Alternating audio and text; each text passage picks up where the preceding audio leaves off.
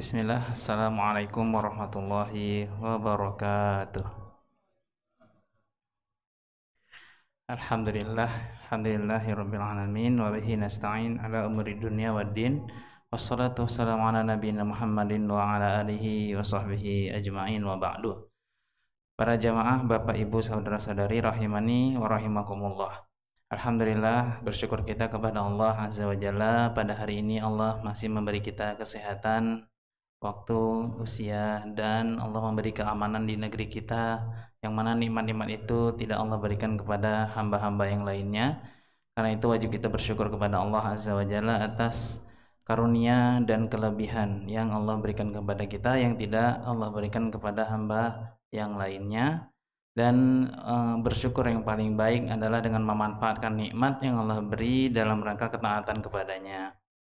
Dan salah satunya adalah berkumpulnya kita di majelis ilmu kita pada sore hari ini, masih di malam Rabu, dalam membahas kitab adab dan akhlak di dalam Islam, yang mana dengan berkumpulnya kita di majelis kita ini, semoga ada ayat-ayat Allah dan hadis-hadis yang kita pelajari dan kita baca untuk menambah pengetahuan atau khazanah ilmu kita.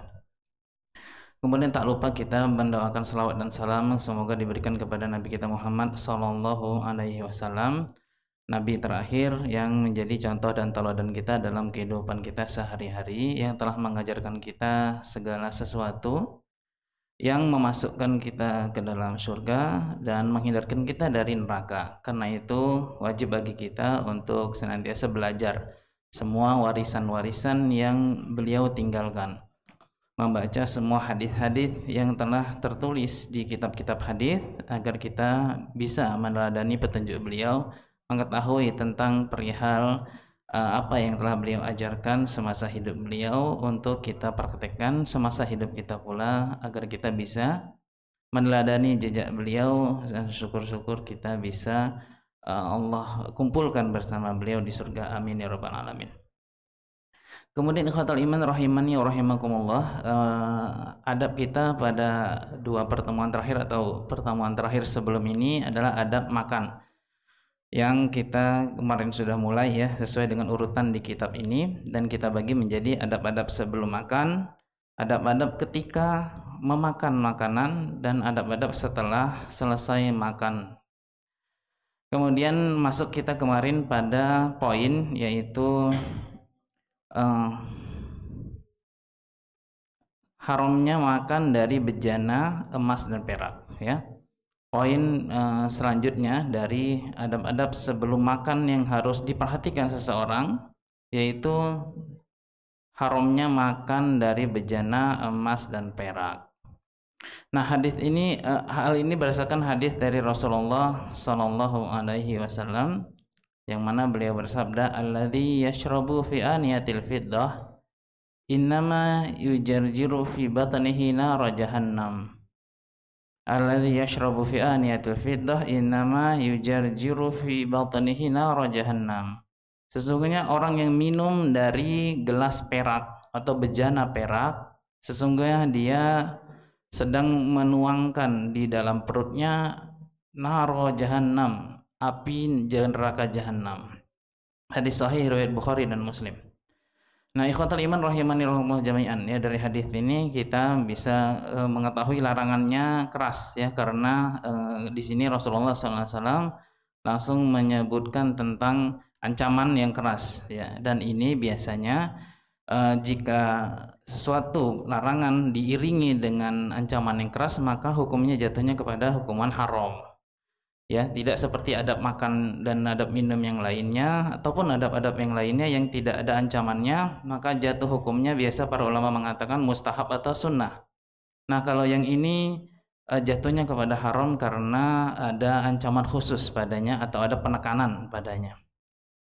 Kemudian hadis ini juga diperkuat dari hadis yang lain yang menyertakan emas padanya, yaitu Rasulullah SAW bersabda, masih dalam Sahih Bukhari dan Muslim, la tashrabu fi aniyati dhahab wal fiddah wa la ta'kulu fi sihafiha wa la talbasu al harira wa la dibaj fa innahu lahum fid dunya wa lahu wa lakum fil akhirah. fa innahu lahum fid dunya wa huwa lakum fil akhirah. Rasulullah bersabda, janganlah kalian minum dari bejana emas dan perak. Janganlah kalian minum dari bejana emas dan perak. Wala ta'kulu fi sihafiha, dan jangan pula kalian makan dari piring yang terbuat dari emas dan perak. Wala talbasu harirah, janganlah kalian memakai sutra, baik sutra tipis ataupun sutra tebal. Karena sesungguhnya bejana-bejana itu dan pakaian itu untuk mereka semasa di dunia dan untuk kalian nanti di akhirat. Nah, apa maksud sabda Nabi ini sallallahu alaihi wasallam? Satu, dilarang makan dan minum dari bejana emas dan perak, ya. Baik berupa gelasnya, berupa piringnya, ataupun sendoknya, garpunya dan lain sebagainya. Dan bagi kaum laki-laki terkhusus tidak boleh memakai pakaian yang terbuat dari bahan sutra, baik sutra tebal ataupun sutra tipis. Karena kata Nabi SAW itu dibolehkan bagi orang-orang non-Islam. Jadi itu dibolehkan bagi mereka, yaitu orang-orang non-Islam, dan mereka terutama pada masa Nabi mensabdakan sabdanya ini, yaitu Romawi dan Persia. Mereka para bangsawan-bangsawannya terutama atau raja-rajanya, mereka biasa menunjukkan kemewahan hidupnya, glamor hidupnya itu dengan bejana-bejana seperti ini, yang mana mereka membedakan diri dari orang-orang miskin atau orang-orang yang rendah di kalangan mereka, menunjukkan kasta ketinggiannya dengan makan dan minum dari bejana perak dan emas. Wa huwa lakum fil akhirah, kata Nabi pada akhir hadis ini, dan itu nanti akan dibolehkan untuk kalian di akhirat nanti. Jadi di akhirat nanti, di surga nanti, barulah ini menjadi kekhususan penghuni surga, yang mana orang-orang non tidak akan menikmatinya dan mereka berada di neraka jahanam, wal'iyadzubillah. Nah, demikianlah ikhwatal iman rahimani wa rahimakumullah jami'an, ya. Dan dari sini banyak sebenarnya kandungan hadis yang kita bisa ambil selain larangan makan dari bejana emas dan perak. Ya, sesungguhnya larangan-larangan yang Allah larang di semasa di dunia itu nanti insya Allah akan jadi sesuatu kenikmatan yang Allah simpan untuk penghuni surga, ya. Dan ini banyak, ya, termasuk khamar. Khamar diharamkan di dunia ini, nanti di surga ada sungai dari khamar, ya. Dan bidadari-bidadari yang Allah janjikan untuk terutama laki-laki di akhirat nanti, dikarenakan mereka menahan pandangan dan yang haram-haram semasa di dunia dan lain sebagainya. Bahkan salah satu fikihnya Umar bin Khattab, salah satu prinsip hidup Umar bin Khattab adalah Umar bin Khattab tidak mau mengambil bermewah-mewah di dunia. Beliau zuhud, ya. Kalau beliau mampu untuk makan mewah atau hidup lebih mewah daripada Rasulullah SAW dan Abu Bakar, tetapi ya, karena pada masa beliau banyak penaklukan dan Persia itu ditaklukkan di masa Khalifah Umar bin Khattab, tetapi Umar bin Khattab meninggalkan itu semua atau kemewahan-kemewahan itu, dan beliau memilih hidup zuhud sebagaimana dahulu hidupnya Rasulullah SAW dan Abu Bakar As-Siddiq, yang mana mereka dulu hidupnya belum banyak harta ketika itu yang berada di tangan kaum muslimin. Kenapa demikian? Karena Umar bin Khattab memiliki prinsip, barang siapa yang banyak mencicipi dunia, maka dikhawatirkan dia tidak akan dapat mencicipinya lagi di akhirat. Barang siapa yang banyak mencicipi kenikmatan di dunia, maka dikhawatirkan dia tidak dapat mencicipinya lagi di akhirat. Nah, karena berdasarkan prinsip-prinsip seperti ini, dari hadis-hadis seperti ini dan yang banyak lagi senada ini, yang Rasulullah SAW mengatakan, fa innahu lahum fid dunya walakum fil akhirah. Sesungguhnya kenikmatan-kenikmatan itu untuk mereka atau mereka nikmati semasa di dunia ini, yaitu orang non-Islam, dan itu nanti khusus untuk kalian di akhirat. Nah, ini juga sejalan dengan ayat dari salah satu ayat dari surah Al-A'raf, ya. Yang mana Allah mengatakan itu nanti khalisatan, semua nikmat-nikmat itu nanti khusus untuk orang mukmin saja, ya. Yang mana Allah berfirman, di dalam surah Al-A'raf, kenikmatan-kenikmatan itu nanti khusus untuk orang mukmin saja dan tidak akan dirasakan oleh orang kafir. Nah, karena itu, termasuk yang dua ini, ya. Jadi bagaimana motivasi kita untuk meninggalkan kemewahan-kemewahan ini, karena itu nanti disimpan khusus untuk kita di akhirat saja. Oke. Jika ada pertanyaan, bagaimana dengan kaca? Apakah boleh makan dengan kaca? Jawabannya tidak ada larangan, maka boleh. Apakah boleh makan dengan bejana kristal, kaca yang mahal? Jawabannya boleh. Tapi kebanyakan orang yang punya bejana kristal itu, gelas kristal, piring kristal, mangkok kristal, saking mahalnya, dan kalau misalnya pecah itu sesuatu yang menjadi tidak berguna lagi, itu biasanya nggak dipakai untuk makan dan minum, ya. Teman saya banyak itu, satu lemari bejana kristal, nggak dipakai makan dan minum, ya, dipajang jadinya tinggalnya. Itu ya, jadinya sebenarnya prinsipnya adalah di dunia ini kita itu sederhana. Di dunia itu kita prinsipnya itu bersahaja, tawadu, ya, dan tidak berusaha meninggikan diri dari yang lainnya. Dan nanti insya Allah kita akan masuk pada bab yang seperti itu insya Allah pada beberapa bab lagi setelah ini insya Allah ta'ala. Baik, nah demikian ya ikhwatal iman rahimanillah jami'an. Jadi larangan makan dari bejana emas dan perak, dan dibolehkan dari yang selain itu. Wallahu ta'ala alam. Kemudian ikhwatal iman rahimanillah jami'an, bab berikutnya atau poin berikutnya dari adab-adab makan adalah mengajak makan orang yang hadir. Mengajak makan orang yang hadir. Nah, bab ini alhamdulillah kita sudah lihat di tengah-tengah kita juga menjadi sesuatu kebiasaan, ya. Dan ini menjadi kebiasaan yang sangat ditekankan atau sangat diamalkan oleh orang-orang Islam terutama, ya. Jadi kita dapati di negeri-negeri Islam, terutama Saudi Arabia, yang mereka itu sangat bersemangat mengajak orang ikut makan, dan ini mengajak benar-benar, ya, tidak hanya sekedar basa-basi. Nah, inilah yang harusnya kita hidupkan dan kita budayakan, karena itu termasuk budaya kita juga di sini, yaitu mengajak orang yang hadir untuk ikut mencicipi makanan.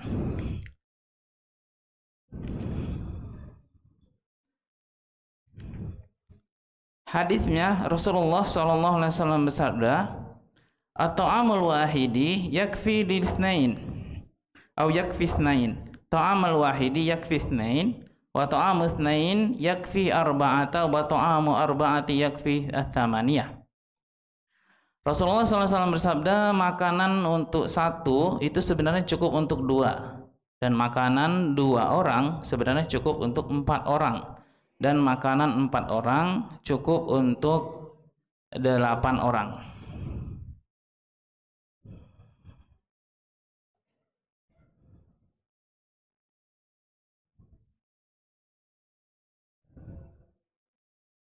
Baik, ikhwatal iman rahimanillah jami'an. Hadis ini disabdakan beliau tentang atau berkenaan tentang keberkahan makanan, yang pada saat itu Rasulullah SAW, ya, sedang menasihati sahabat untuk makan dalam keadaan berjamaah dan tidak makan sendiri-sendiri. Rasulullah SAW menunjuk mereka untuk membaca basmalah pada makanan mereka, dan kemudian keberkahan akan hadir di makanan itu karena makannya secara berjamaah. Nah, ikhwatul iman rahimanillah jami'an, hadits ini dijelaskan oleh para ulama, ya, bisa jadi makanan itu secara fisik atau secara porsi itu bisa jadi tidak mencukupi, ya, atau berbeda antara dihabiskan satu orang sendiri dari sisi kandungannya, dari sisi gizi yang terkandung di dalamnya, ya, bisa jadi ketika dibagi 2 maka terbagi 2 juga porsinya, kandungan gizinya, karbohidratnya, proteinnya dan lain sebagainya. Tetapi para ulama mengatakan apabila Rasulullah SAW mensabdakan keberkahan pada makanan, maka tentunya makanan ini menjadi sesuatu yang berbeda. Makanan ini menjadi sesuatu yang fisiknya bisa jadi sedikit, tetapi keberkahannya yang membuatnya menjadi banyak. Sebagaimana Contohnya yang kita insya Allah segera masuk ke dalamnya yaitu bulan Ramadan ya, yaitu makan sahur ya. Makan sahur yang mana ada keberkahan pada makanan itu ya, sehingga Nabi katakan bersahurlah kalian meskipun hanya meneguk beberapa teguk air ya. Jadi kalau nggak sempat lagi ngapa-ngapain atau nggak ada apa-apa ya, misalnya ngekos atau dan lain sebagainya yang tidak ada apapun untuk dimakan, maka sahurlah kata Nabi meskipun hanya dengan beberapa teguk air, karena pada makan sahur itu terdapat barokah ya, karena sedikit yang kita konsumsi pada sahur itu akan tetapi jika ada keberkahan padanya maka itu bisa menjadi asupan gizi semasa kita menjalani puasa Ramadan, yang akan membuat kita tidak merasa lapar atau mengeluh lemas sepanjang bulan Ramadan. Karena apa? Karena keberkahan yang ada padanya. Dan itulah fungsi keberkahan ya ikhwatul iman rahimani rahimakumullah jami'an. Dan apalah kita, melainkan kita hanya mencari keberkahan demi keberkahan dari Allah Azza wa Jalla, mencari keberkahan rezeki ya, karena rezeki banyak pun kalau tidak berkah, uang hantu dimakan setan dan lain sebagainya, yang ada saja jalan habisnya. Akan tapi jika sedikit tapi barokah itu lebih berguna bagi kita. Demikian pula waktu ya. Waktu yang barokah adalah waktu yang kita meskipun dia sedikit, hanya beberapa saat saja atau beberapa jam saja, tetapi bisa mengerjakan banyak pekerjaan, menyelesaikan banyak pekerjaan, mengerjakan banyak ibadah gitu. Dan waktu yang tidak barokah adalah waktu yang terbuang sia-sia, tidak efektif dan tidak bisa menyelesaikan pekerjaan-pekerjaan dan tidak bisa dimanfaatkan untuk ibadah-ibadah. Dan salah satu tips untuk menjadikan waktu itu barokah adalah membaca Al-Quran di pagi hari. Oke, dan ini makanan. Nah ya, dan ini makanan. Rasulullah SAW berbicara tentang makanan. Makanan yang di-share, makanan yang berbagi dengan orang lain itu makanan yang barokah.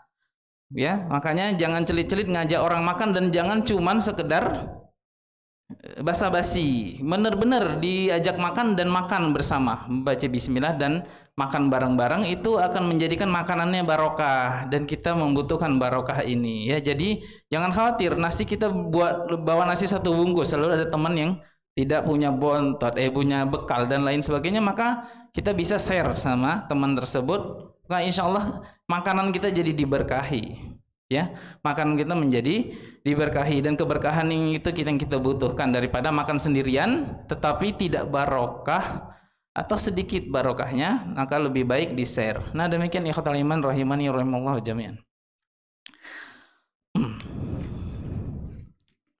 Mengenai share atau sharing makanan ini insya Allah sudah menjadi budaya orang Indonesia ya, dan mudah-mudahan itu bisa kita lanjutkan, karena itu ada dasarnya di dalam syariat, yaitu mengajak orang untuk ikut makan. Kemudian poin berikutnya di dalam kitab ini atau dalam buku Syekh ini adalah memberikan pembantu makanan dari makanan yang dimasak oleh pembantu tersebut, atau mengajaknya ikut makan dari makanan yang telah ia siapkan. Ikhwatul iman rahimani rahimallahu jami'an, hadis ini poin ini berdasarkan sabda Nabi sallallahu alaihi wasallam. Beliau bersabda, "Idza atahadukum khadimuhu bi ta'amihi qad kafahu ilajuhu wa dukhanuhu wa dukhanahu falyujlishu ma'ahu. Fa illam yujlishu ma'ahu falyunawilhu aklatan aw aklataini." Apabila pembantu salah seorang kalian datang menyuguhkan makanan, maka hendaklah dia mengajaknya ikut makan. Dan jika dia tidak mengajaknya ikut makan bersamanya, maka hendaklah ia beri dia sesuap atau 2 suap dari makanan tersebut, karena dia telah memasaknya dan telah menghirup asapnya. Nah, ikhwatul iman rahimani rahimakumullah jami'an. Hadis ini sahih riwayat Bukhari dan juga Muslim dari sahabat Abu Hurairah radhiyallahu anhu. Nah, ikhwatul iman rahimani rahimakumullah jami'an, hadis ini menunjukkan tentang betapa kita itu ya tidak seharusnya egois ya, hanya mementingkan diri sendiri dan tidak peka terhadap orang lain. Nah, terutama perkara ini, yaitu kita sudah menyuruh seseorang untuk memasak sesuatu lalu dia tidak dikasih sesuatu darinya untuk mencicipinya atau tidak diajak makan. Jika memang kasusnya ada pembantu di rumah untuk memasakkan makanan.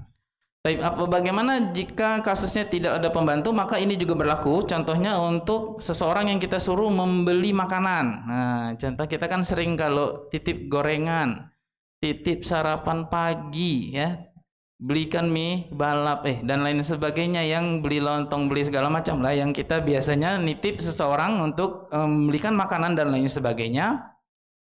Hal ini tentunya kita menyisihkan ya untuk orang yang dititipi itu makanan yang sama juga sehingga dia ikut mencicipinya ya. Jadi kalau nyuruh orang itu jangan cuma nyuruh makanan untuk beli kita doang, tetapi kalau nyuruh maka siapkanlah 2 porsi untuk dibeli sehingga orang yang membeli itu juga mendapatkan bagian dari makanan yang dibeli atau di-share, dibagi dan dimakan bersama. Nah, demikian kira-kira kandungan dari hadis ini. Apalagi mungkin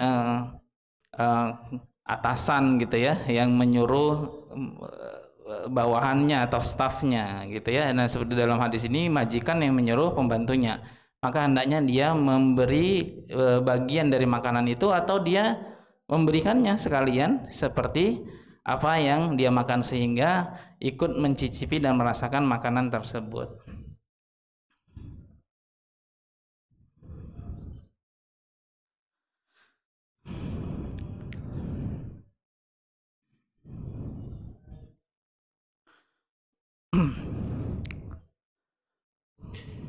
Poin berikutnya, nah ini poin yang tadi kita singgung di awal.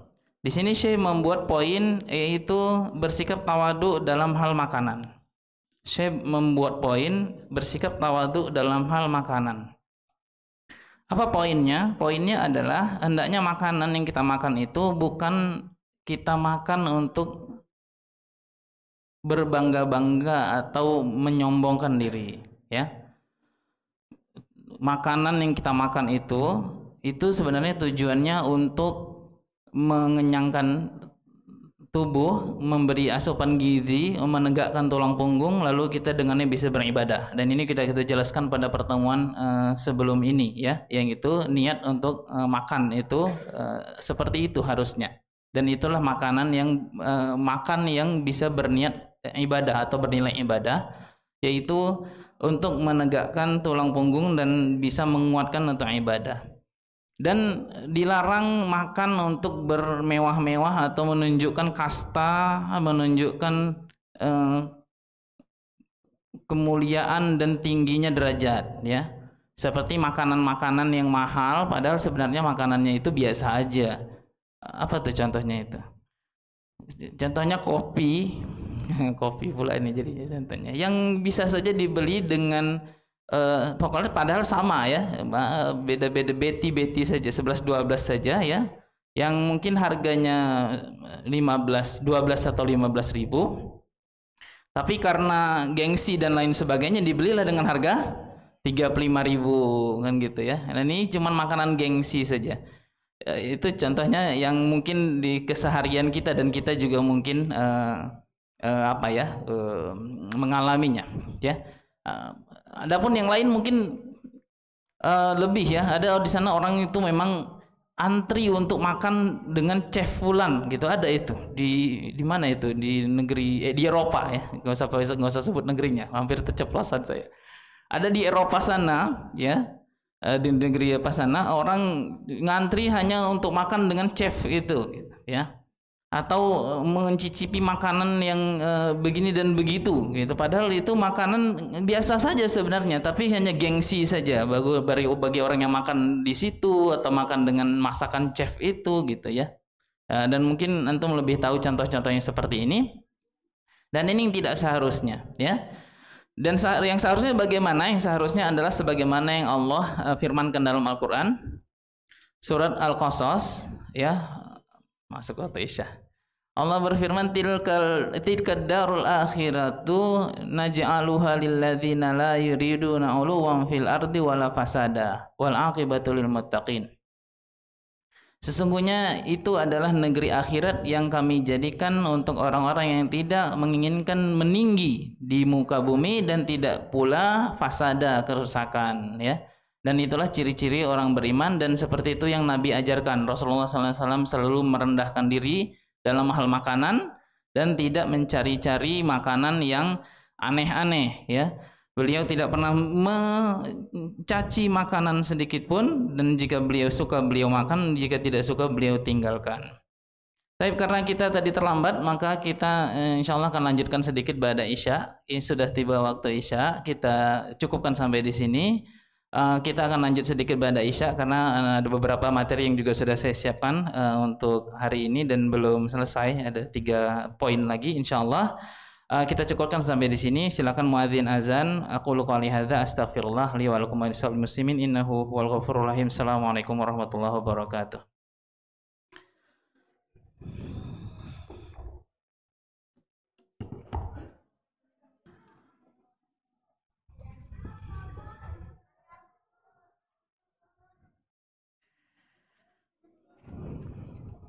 Bismillah.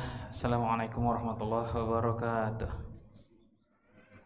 Alhamdulillahilladzi hadana li hadza wa ma kunna linahtadiya laula an hadanallah. Ikhwatal iman rahimani wa rahimakumullah jami'an. Alhamdulillah kita lanjutkan kembali majelis kita. Bagi yang masih ada waktu untuk duduk sejenak, kita masih melanjutkan bab-bab kita tentang adab-adab bersama makanan. Ikhwatal iman rahimani wa rahimakumullah, Bapak Ibu saudara-saudari,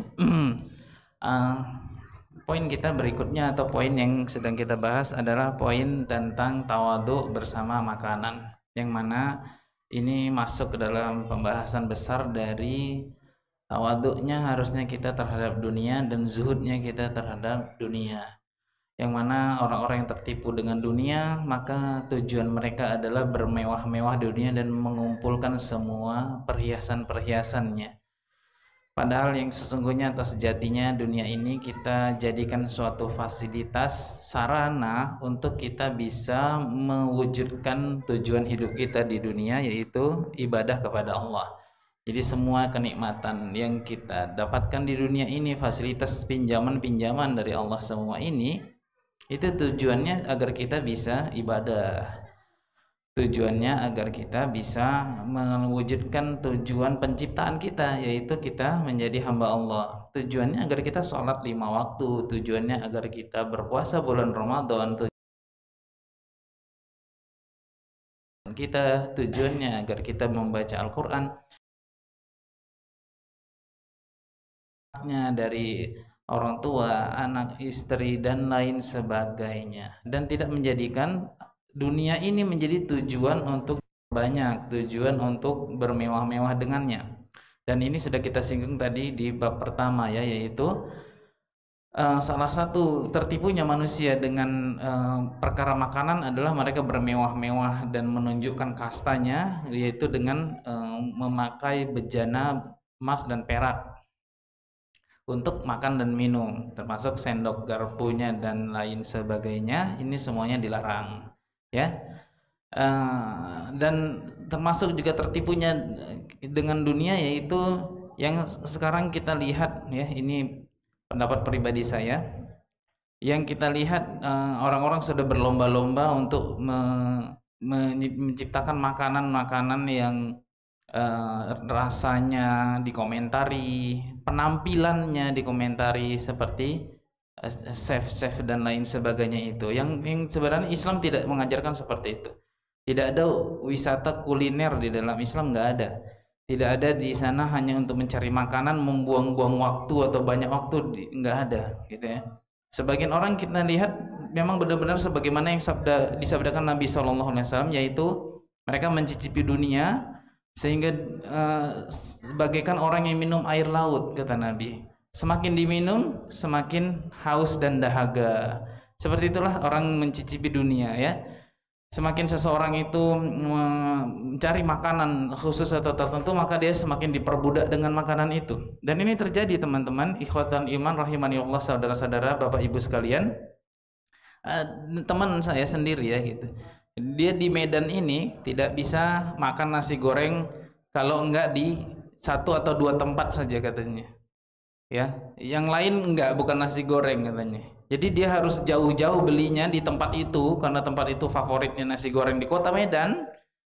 Kalau enggak di situ maka dia enggak bisa makan nasi goreng. Tempat lain udah enggak enak, udah hambar rasanya, sudah seperti tidak makan nasi goreng. Itu saking segitunya. Ada lagi orang yang cari pisang goreng yang paling enak di Kota Medan, semua pisang goreng dicicipi segala macam. Ada lagi yang cari bakso yang terenak, bakso sana begini, bakso sini begini, ngobrolnya bakso dan lain sebagainya. Nah, ini ciri-ciri atau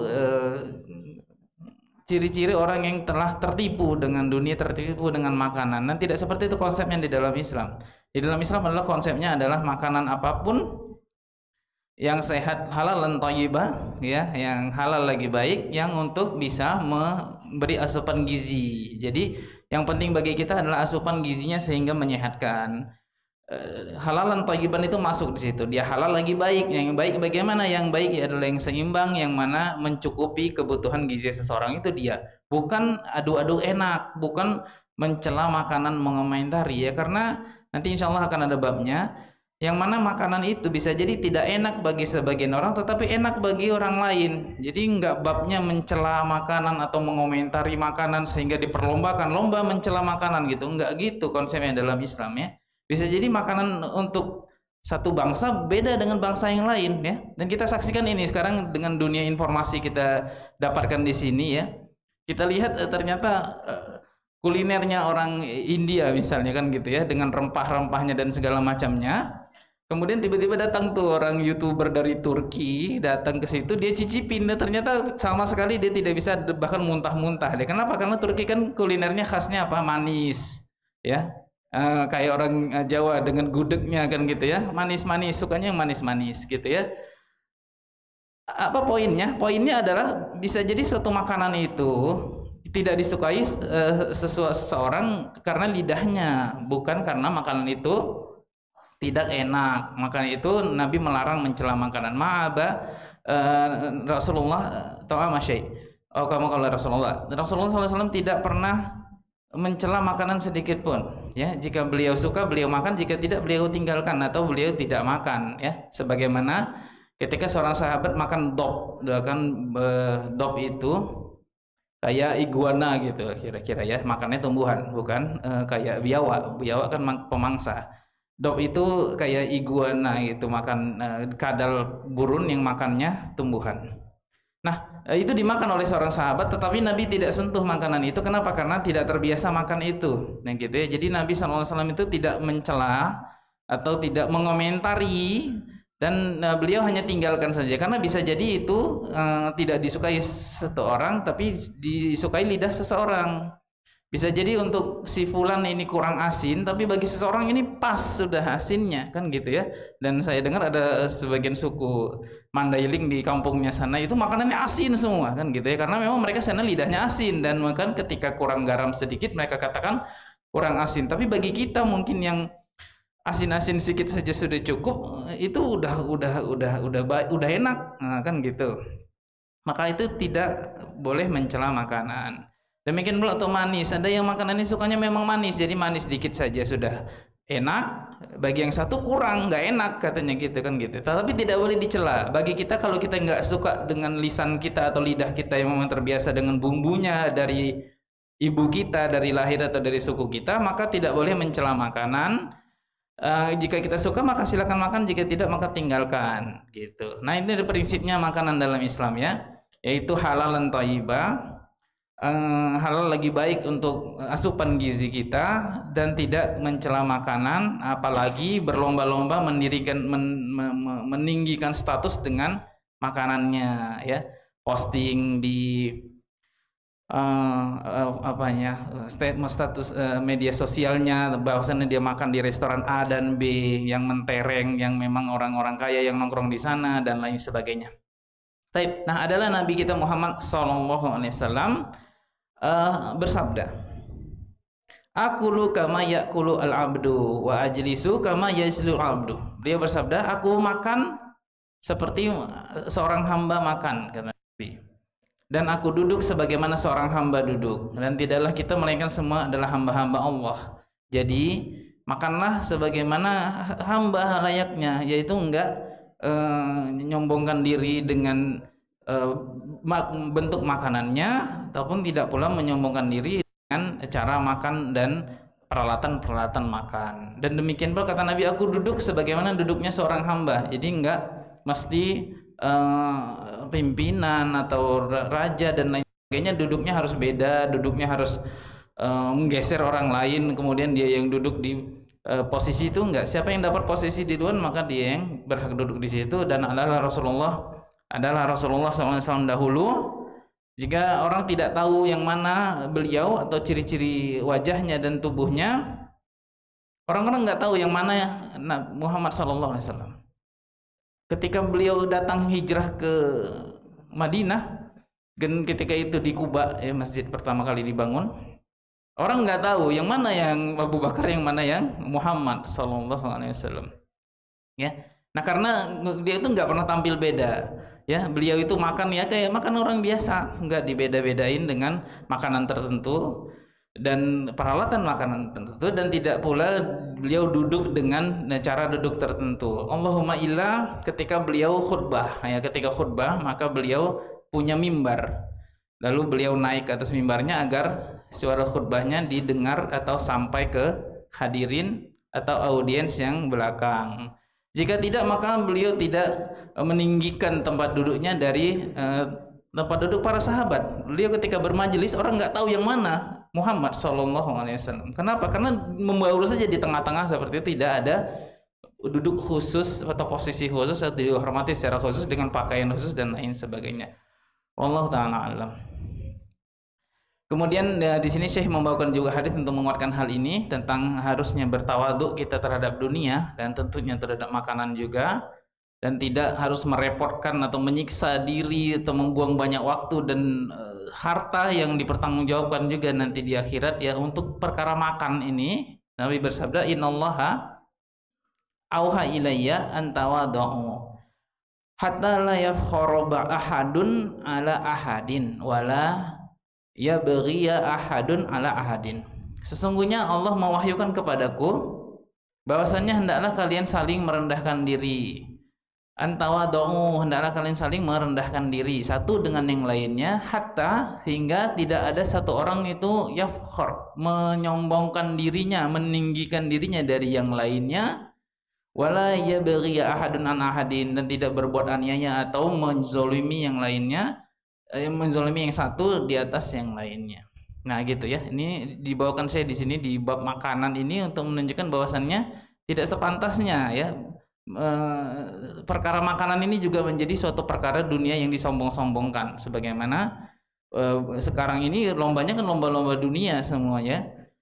Kalau ada merek terbaru, merek apa itu, merek yang ada gambar apelnya gitu ya, langsung dipamer-pamer gitu ya, punya phone ini kan gitu kan, laptop ini dan lain sebagainya, kendaraan ini, mobil ini dan lain sebagainya. Padahal harusnya yang kita beli adalah yang sesuai kebutuhan kita dan sesuai dengan yang Allah rezekikan kepada kita. Tidak ini membuat orang jatuh dalam perkara riba dan mencuri dan lain sebagainya gara-gara berlomba-lomba untuk dunia, dan termasuk yaitu perkara makanan ini, perkara minuman. Yang cuman perkara minum saja tadi ya, dengan gengsi minum kopi harus di sini kan gitu ya. Nah, itu dia yang dicela di sini atau termasuk bab yang tidak seharusnya ada pada seorang mukmin. Nah, ikhwatal iman rahimanillah jami'an. Kemudian bab selanjutnya atau poin selanjutnya yaitu berbagi dengan tetangga. Nah, sebenarnya ini kelang-kelang ya poinnya tadi bab apa ya? Tadi larangan makan dengan bejana emas dan perak ya. Tadi poinnya kaitnya dengan tawaduk dalam makanan. Dan poin ini berbagi dan tetangga sebenarnya tadi poinnya berkaitan dengan menawari orang makan. Ya, ini tapi babnya kelang-kelang di sini. Mudah-mudahan bisa apa ya, disambung atau diurut di catatan atau pikiran masing-masing. Baik. Nah, poin berikutnya di sini adalah share dengan tetangga. Kenapa demikian? Karena tetangga itu ya, termasuk tadi yang kita sebutkan ya, itu adalah orang yang biasa dapat asap atau dapat bau makanan atau wangi makanan dari tetangganya. Pertama, atau yang pintunya terdekat. Ya karena itu termasuk dalam bab yang kita sebutkan tadi ya, tentu itu ketika dia membuatkan makanan atau membeli makanan dan dia cium aromanya, maka harusnya dia mendapat atau ditawar beri sesuap atau sesuap dari makanan itu. Nah demikian pula tetangga. Tetangga adalah orang yang duluan mencium aroma durian. Durian itu aromanya nggak bisa ditutupi. Oke. Dalam hal ini Rasulullah SAW bersabda, "Idza tabakha ahadukum al-kidran falyukthir maraqaha thumma liyunawil jarahu minha." Jika salah seorang kalian masak kidron, suatu rebusan atau kendi rebusan, falyukthir maraqaha, kata Nabi, hendaklah dia memperbanyak kuahnya, misalnya sop ya, sop daging kah, dan lain-lain. Tsumma yunawil jarahu minha, kemudian hendaklah dia kemudian bagi dengan tetangganya, ya kata Nabi. Ini motivasi sebenarnya ya.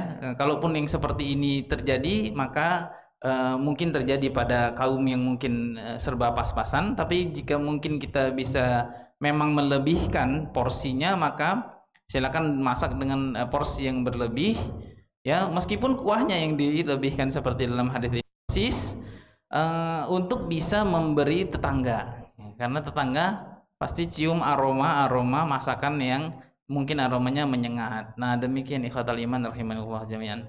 Dan Nabi SAW pernah berpesan kepada kaum wanita. Nabi bersabda, "Ya nisa al-muslimat, la takhiranna jaratun li jaratiha walau firsati syatin." Wahai wanita-wanita kaum muslimah, janganlah kalian menyepelekan untuk memberi kepada tetangga, meskipun kalian hanya memberi sebentuk kaki kambing, kata Nabi. Jangan kalian meremehkan untuk memberi kepada tetangga meskipun memberi sebentuk kaki kambing. Ya.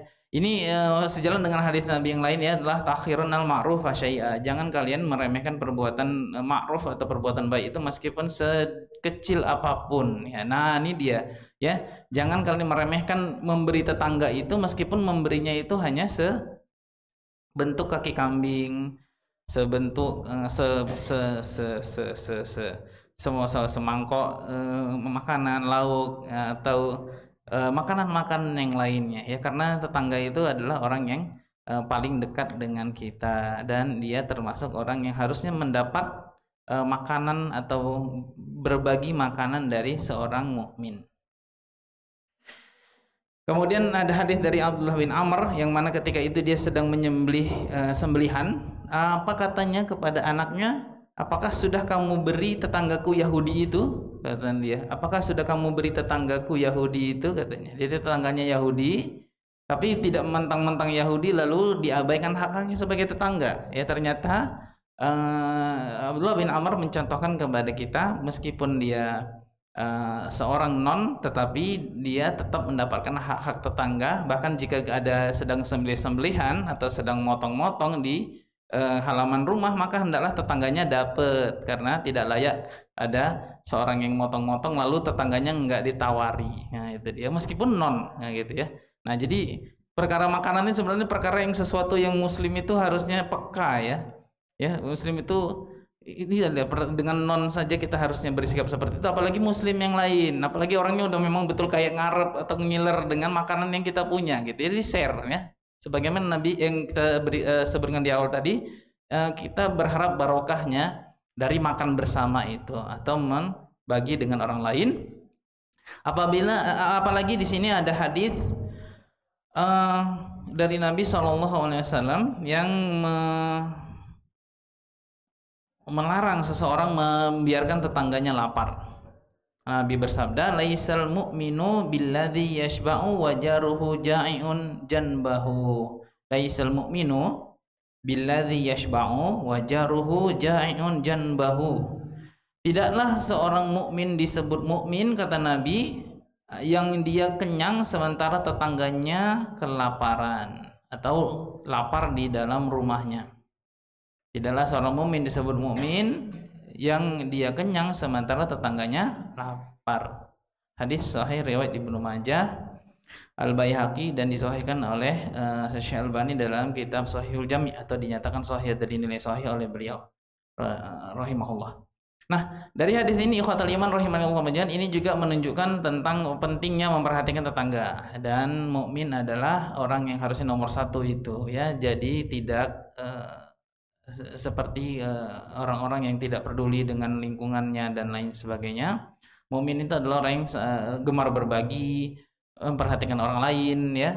Apalagi sebagian saudara-saudara kita mukmin itu orang yang menjaga ifah atau menjaga kehormatan dirinya. La yas'aluna an-nasa ilhafa. Dia tidak terbiasa minta dengan ilhaf, itu ngotot atau mendesak gitu ya. Jadi dia mintanya dengan cara isyarat-isyarat saja padahal dia yang membutuhkan. Nah, ini membutuhkan sensitivitas tinggi bagi seorang mukmin untuk mendeteksi orang yang betul-betul berkebutuhan tetapi dia malu, kan dia menjaga kehormatan dirinya untuk meminta dengan mendesak atau meminta dengan terang-terangan. Nah, ini harusnya kita sebagai yang Allah beri kelebihan dari harta, dan saya yakin alhamdulillah kita semua di sini berkelebihan, untuk lebih sensitif dalam perkara makan ini, dalam perkara berbagi rezeki ini, dan kita tidak tidak acuh ya, tetapi kita bisa merasakan kebutuhan seseorang, dan harusnya seperti itu sebelum dia memintanya, atau dengan isyarat-isyarat ya bahwasannya dia butuh tetapi dia malu untuk meminta. Harusnya kitanya yang berkelebihan untuk punya sensitivitas seperti itu.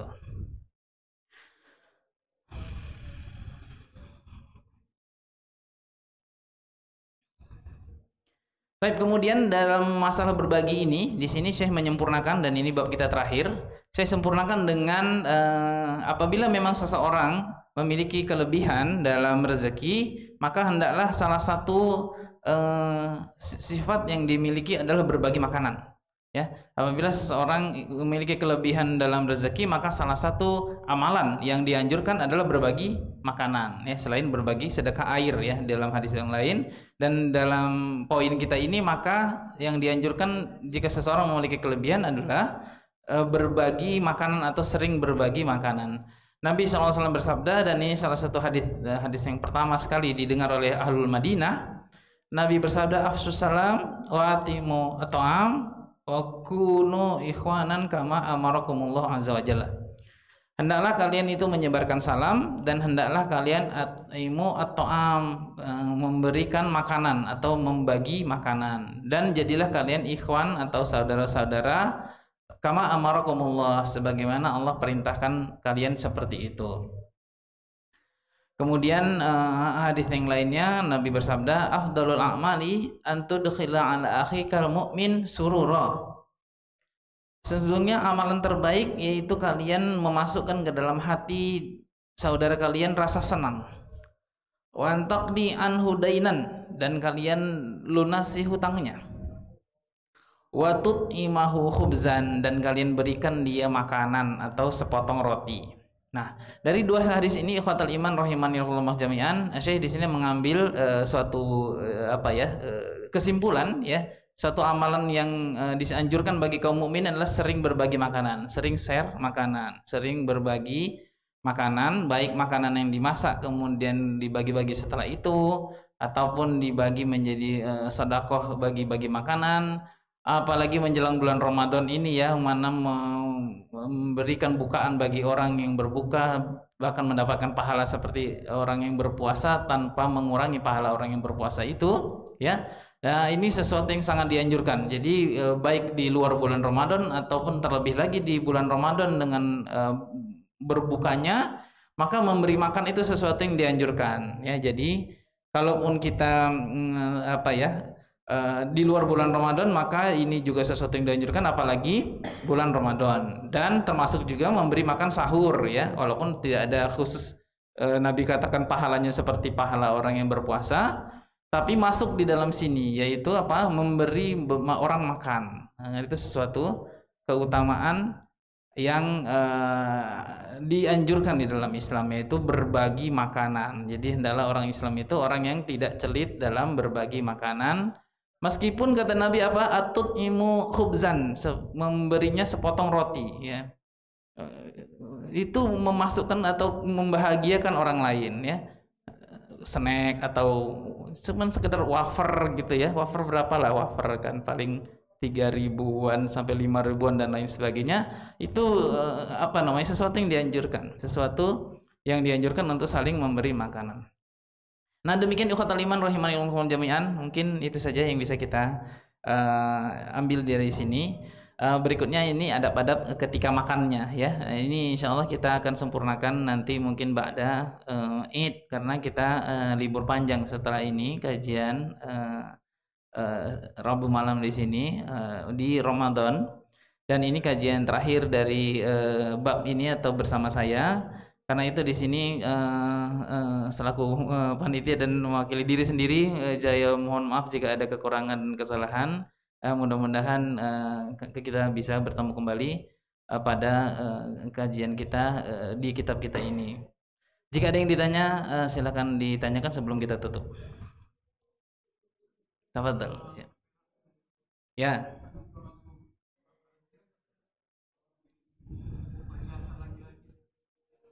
Oh iya, lupa tadi saya, padahal sudah dicatat di sini. Baik. Nah, ya. Emas dan perak. Emas dan perak. Hukum emas dan perak sebagai bejana makan, yaitu gelas, mangkok, piring, sendok, garpu, sedotan, kalau misalnya ember termasuk, ya, itu termasuk bejana.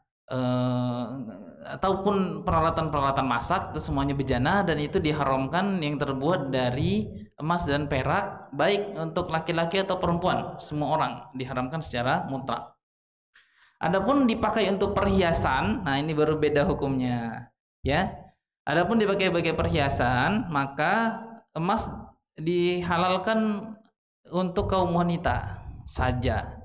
Adapun untuk kaum pria, maka dibolehkan memakai perak. Dari mana kita ambil? Diambil dari Nabi SAW. Beliau bahkan membuang, ya, cincin emas yang pernah dipakai seorang sahabat, dan beliau sendiri Rasulullah SAW mengenakan cincin dari perak, gitu, ya. Nah, dari sini para ulama mengambil kesimpulan bahwasannya laki-laki diharamkan memakai emas dan dibolehkan memakai perak. Allah Ta'ala alam. Nah, itu mengenai perhiasan atau yang dipakai. Nah, termasuk di sini semua yang dipakai, ya. Jadi untuk kaum laki-laki hindari yang emas dan dibolehkan perak. Demikian pula sutra, ya. Sutra itu dihalalkan untuk kaum wanita dari umat ini, tapi diharamkan untuk kaum laki-lakinya. Untuk wanita maka bebas pakai pakaian sutra atau berbahan sutra, atau untuk laki-lakinya maka tidak boleh, gitu. Ya, sebenarnya tadi mau disampaikan tapi lupa.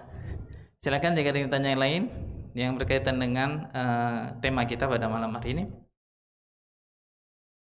Jika tidak ada, maka ini cukup bagi kita. Semoga Allah memberi kita keberkahan di Ramadan kita, dan keberkahan yang paling kita harapkan dari Allah Azza wa Jalla, ya. Betapa banyak yang sudah kita lalui, jika tidak ada keberkahan dan taufik Allah padanya, maka berlalu begitu saja dan sia-sia. Dan jika Allah memberi keberkahan padanya, maka itu menjadi sesuatu yang bermakna dan sesuatu yang kita harapkan di akhirat kelak nanti. Maka semoga keberkahan menghampiri kita dimanapun kita berada, terutama di Ramadan kita nanti insyaallah ta'ala. Semoga Allah menyampaikan kita di sana dan bisa memberi kita taufik untuk memaksimalkan ibadah di sana, menjadi pundi-pundi amal bagi kita, menjadi pembebas bagi kita dari api neraka. Amin ya rabbal alamin. Aqulu qouli hadza astaghfirullah li wa lakum wa lisairil muslimin innahu huwal ghafurur rahim wa akhiru da'wana alhamdulillahirabbil alamin. Assalamualaikum warahmatullahi wabarakatuh. Donasi dakwah tim. Yuk berinfak untuk dakwah dan pendidikan Islam.